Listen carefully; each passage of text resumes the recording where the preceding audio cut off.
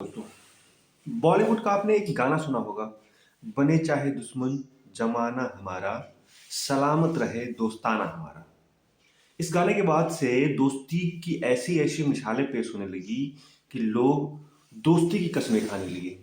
लेकिन मैं जो घटना आपको सुनाने जा रहा हूँ, आपने मूवी देखी हो गैंग्स ऑफ वासेपुर। इस घटना को देखकर उस मूवी की याद आती है, जब आखिरी सीजन में फैजल यानी नवाजुद्दीन सिद्दीकी बाहुबली नेता रमाधीर सिंह यानी तिमांशु धूलिया को सैकड़ों गोलियां बरसाता है। इतने खौफनाक बदले को देखकर सिनेमा पूरी तरीके से सहर जाता है। कुछ ऐसा ही नजारा बीती 30 नवंबर को राजधानी दिल्ली में देखने को मिला। कहानी यहां भी बदले की है, बस फर्क इतना है कि इस बार जान गंवाने वाला कोई शख्स बाहुबली या गैंगस्टर नहीं, बल्कि एक साधारण सी दूध डेयरी चलाने वाला है। चलिए आपको पूरी कहानी बताते हैं, और आपसे निवेदन है कि आप देखते सब लोग चैनल हैं लेकिन सब्सक्राइब नहीं करते, इसलिए आप चैनल को सब्सक्राइब जरूर करें, साथ में बेल आइकन जरूर दबाएं जिससे आने वाली सारी नोटिफिकेशन आपको मिलती रहे। दिल्ली के आया नगर में हुई खौफनाक हत्या ने हर किसी को दहला के रख दिया। रतन लोहिया के शरीर में एक दो नहीं बल्कि पूरी 72 गोलियां चलाई गई, जिसमें 69 गोलियां रतन के शरीर में धंसी।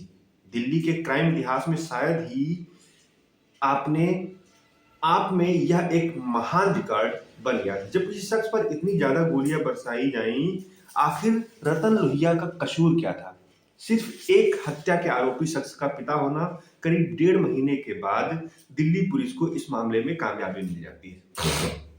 हाथ लगी 2 अपराधियों के एनकाउंटर के बाद गिरफ्तारी किया गया। यह मामला क्या था? क्यों रतन लोहिया ने इतनी खौफनाक मौत मिली? विदेश में बैठे गैंगस्टर का दिल्ली के गांव में हत्याकांड से क्या कनेक्शन है? हाँ, ये हम पूरी कहानी आपको बताते हैं। यह कहानी शुरू होती दीपक और अरुण की दोस्ती से।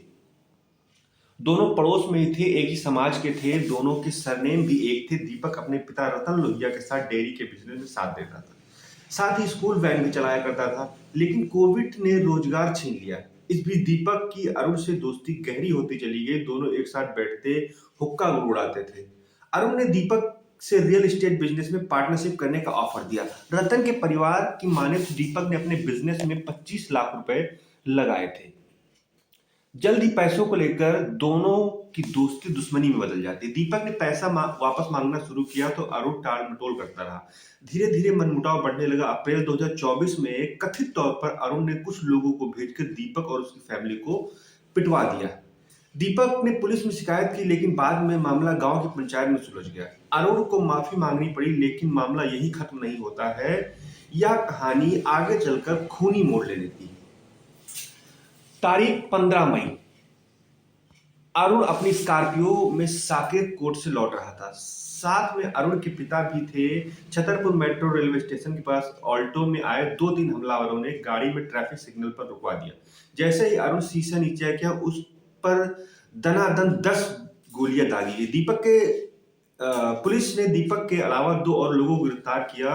दीपक के परिवार वालों ने भी केस दर्ज किया। दीपक जेल चला गया, लेकिन अरुण की हत्या ने 1 साल बाद भी अपनी फैमिली को धमकियां मिलती रहती। यहां तक कि गांव वाले भी उनके साथ उठने बैठने से बचने लगे।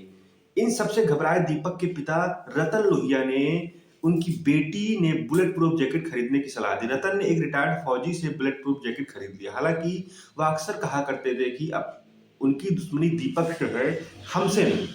फिर तारीख आई 30 नवंबर। रतन रोज की तरह बुलेट प्रूफ जैकेट पहनकर अपनी डेयरी के लिए निकला, लेकिन शायद शूटर्स को इस बारे में पहले पता चल जाता है, इसलिए 3 गोलियां सिर पर भी वो मार देते हैं।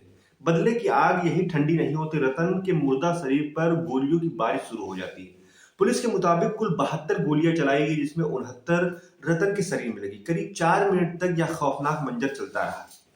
गोलियां खत्म होती हैं, फिर से मैगजीन लोड होती है और फायरिंग शुरू हो जाती है। ठीक वैसे जैसे आपने गैंग ऑफ वासेपुर पिक्चर में देखी थी। अब दिल्ली पुलिस ने 2 शूटर्स को गिरफ्तार किया। साथ यह भी पता चला है कि कत्ल के पीछे विदेश में बैठे गैंगस्टर नीरज फरीदपुरिया का दिमाग था। उसी ने शूटर भेजे थे। फरीदपुरिया गैंगस्टर हिमांशु और भाऊ के साथ मिलकर सिंडिकेट चला रहा था। इन्हीं ने मिलकर उन सबका खतरनाक तरीके से कत्ल करने की साजिश रची। अब ये गैंगस्टर पुलिस की हिरासत में है और आने वाले समय में पुलिस इन पर और कठिन कार्रवाई क्या करती है, इसकी जानकारी हम आपको देते रहेंगे।